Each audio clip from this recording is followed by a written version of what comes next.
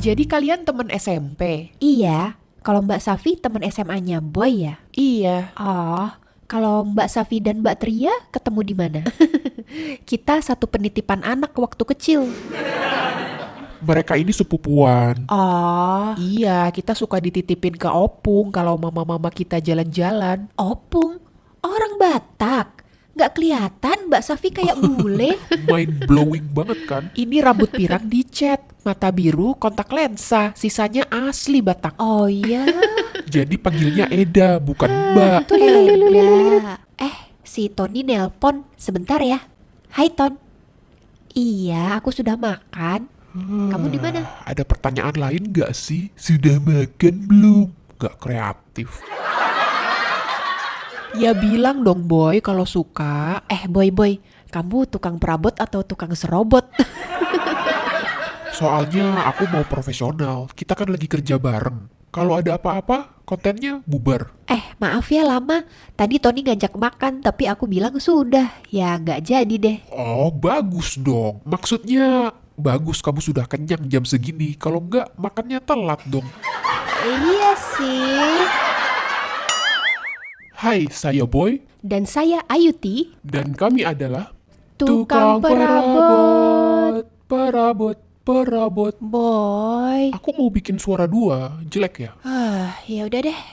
Hari ini kita akan membuat perabot berkesan kayu seperti meja, bangku, dan rak buku, padahal terbuat dari kardus. Nah, penasaran kan? Yuk kita simak cara bikinnya. Kita mulai dari meja makan. Ini adalah potongan kardus 3 mm. Yang putih ini adalah pola untuk kaki mejanya. Potong kardusnya pakai cutter dan penggaris besi ya. Kalau lurus-lurus gini sih gampang, aku nggak perlu tunjukin banget. Untuk satu kaki meja bikin 4 tumpuk kardus, tapi bisa juga 3 kalau kamu mau. Tapi karena aku maunya tebal, aku bikin 4. Jangan lupa bikin 2 kaki meja. Lalu untuk bagian atas meja buat dari 3 tumpuk kardus. Dan aku punya tips untuk menumpuk kardus menjadi kuat, yaitu kalian silang arah teksturnya seperti ini, jadi saling menguatkan. Nah, ini sedikit pelajaran soal struktur ya. Lalu, bagian yang lebih mulus dan bagus biarkan jadi bagian luarnya. Gunakan juga teknik ini untuk membuat kaki-kaki meja dan bagian-bagian lainnya nanti. Termasuk untuk bagian kecil-kecil ini yang masing-masing aku buat dari 3 tumpuk kardus. Nah, kalau sudah siap semuanya, yuk kita lem pakai lem putih dan kuas. Menguasnya itu merata ke seluruh permukaan ya, seperti kamu mengoles selai ke atas roti. Merek lem putihnya nggak usah yang mahal-mahal ya, karena sama aja. Lalu kita timpa semuanya pakai buku berat selama 2 jam sampai seharian. Yang ini semuanya sudah kutimpa seharian, jadinya lurus dan nggak melengkung. Nah, kalau sudah kering sempurna, baru bisa kita lanjut ke langkah selanjutnya, yaitu kita sambung-sambung. Tapi untuk ngelemnya juga nggak boleh asal. Semuanya harus diukur dengan presisi supaya sama kanan kiri. Jangan musuhan sama penggaris. Dikit-dikit harus diukur. Itu rahasia semuanya bisa jadi rapi. Nah, untuk nempel ini kamu bisa pakai lem tembak juga ya. Kalau lem putih memang harus agak dipegangin dulu sih sampai kering. Oke, lanjut kita pasang bagian berikutnya, bagian kecil ini. Ini supaya ada kesan kayunya nyambung gitu loh. Nah, setelah itu kita lem bagian atasnya deh. Jangan lupa ya, diukur juga pakai pensil supaya nggak miring-miring. Tuh, gampang kan? Nah, bentuk mejanya udah jadi nih. Jadi bagusnya pakai lem putih itu kalian ngerjainnya nggak usah buru-buru ya.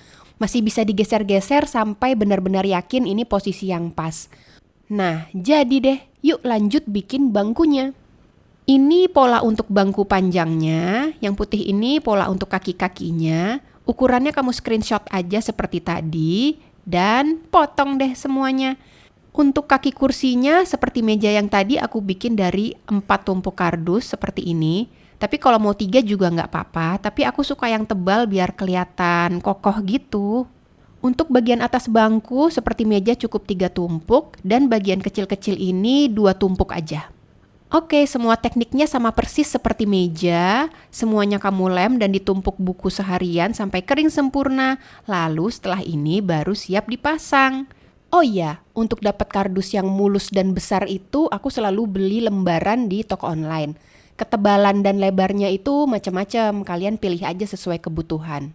Tapi kadang bisa juga pakai kardus bekas kemasan perabot besar seperti TV misalnya. Tinggal dipilih bagian termulus dan nggak melengkung untuk dipakai. Jadi kalau kalian kekurangan stok kardus di rumah, belilah sebuah TV yang besar untuk mendapatkan kardus gratis. Nah, jadi deh bentuk bangkunya. Sekarang kita lanjut bikin rak buku.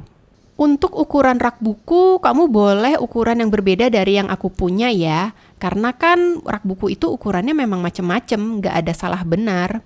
Tapi kalau males mikir dan mau gampang, ya tinggal contek aja sih.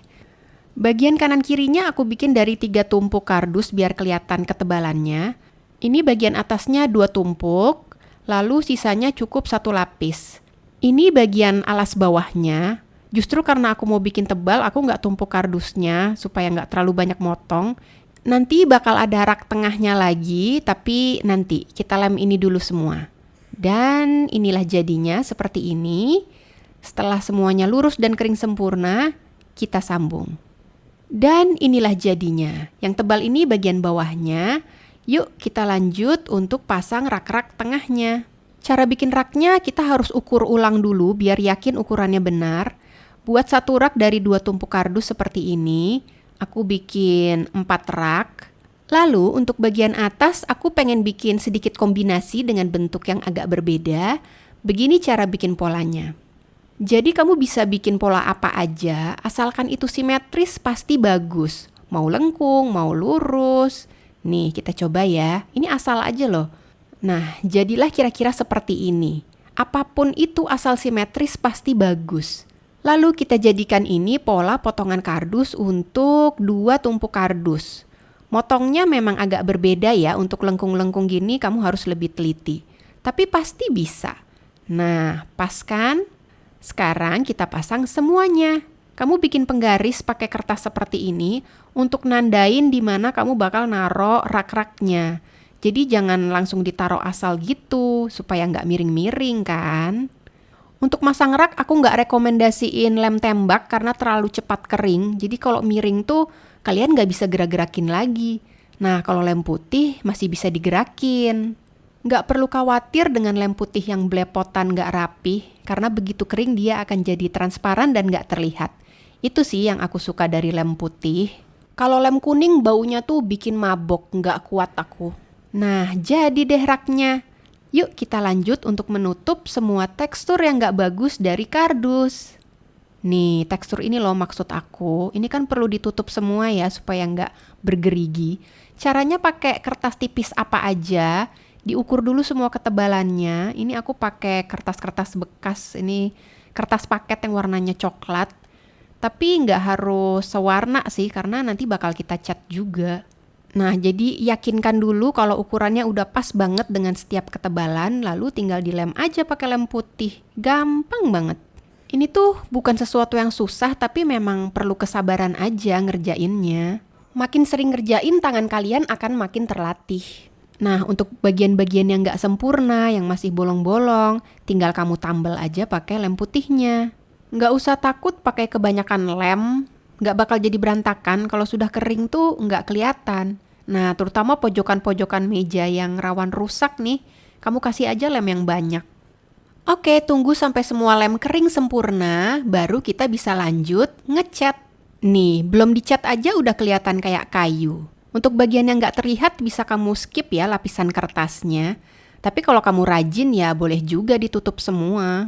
Yuk lanjut ke bagian paling menyenangkan, ngecat. Aku pakai cat akrilik, kita pakai 2 jenis warna coklat yang berbeda. Kamu bisa pakai jenis warna apa aja yang kamu suka asalkan coklat. Kita cat dulu semua warna dasarnya. Aku pakai kuas busa supaya cepat, tapi untuk bagian sulit tetap pakai kuas kecil. Ini nggak terlalu rapih nggak apa-apa loh, beneran. Jadi ini konsep videonya tanpa musik guys, supaya omonganku bisa jelas. Jadi supaya nggak sunyi aku mesti ngomong terus. Jadi catnya cukup 1 lapis aja, kita tunggu sampai kering sempurna, tapi cat akrilik ini nggak lama kok, 10 menit aja dia udah bisa kering. Nah, setelah ini baru kita lanjut kasih tekstur kayu dengan warna cat yang kedua. Duh, ribet banget sih ngomongnya. Nih, hasil cat lapisan pertama. Ih, udah kayak kayu sih. Tapi aku nggak cepat puas. Yuk kita kasih efek supaya dia kelihatan seperti kayu yang bertekstur. Nih, caranya tuh kalian pakai cat yang tipis-tipis banget kayak gini. Catnya tuh jangan sampai penuh, jangan sampai warna dasarnya itu tertutup. Nih, udah deh, gitu aja. Udah kelihatan kayak kayu kan? Asli sih, ini tuh percobaanku yang ternyata hasilnya anti gagal. Nggak perlu rapih, yang penting searah. Hasilnya tuh pasti jadi kayak kayu. Nah, kamu bisa bikin percobaan dengan jenis coklat yang berbeda. Mungkin dasarnya coklat muda, terus dilapisin coklat yang lebih tua. Kamu lihat aja contoh-contoh warna perabot kayu itu memang beda-beda coklatnya. Udah deh, jadi.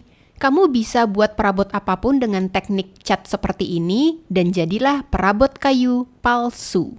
Ya kalau bikin perabot Barbie pakai kayu beneran kan ribet ya motongnya. Ini adalah cara paling praktis. Oh iya, untuk rak buku ini aku skip cat bagian bawah raknya seperti ini ya. Ya males aja, tapi kalau kamu rajin boleh loh dicat semua. Soalnya nggak kelihatan juga. Nah, untuk desain dan ukurannya seperti bentuk bagian atas ini, kamu bisa berkreasi sendiri loh. Bikin raknya lebih besar mungkin, atau lebih pendek. Itu terserah kamu. Dan sebagai sentuhan akhir kalau kamu suka, kamu bisa tambahin dekorasi. Dari manik-manik emas seperti ini, atau mungkin dari kancing, atau ide apa aja yang mungkin kamu punya.